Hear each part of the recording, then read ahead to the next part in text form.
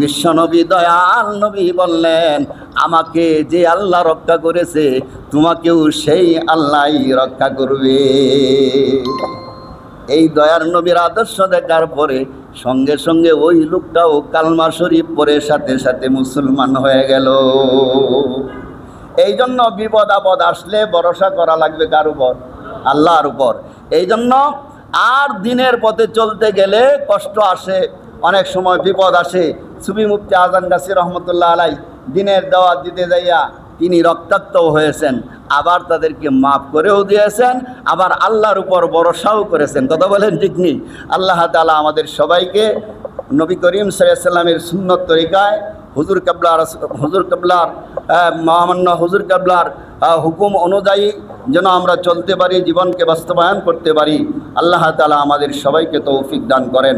ওয়া আখিরু দাওয়ানা আলহামদুলিল্লাহি রাব্বিল আলামিন।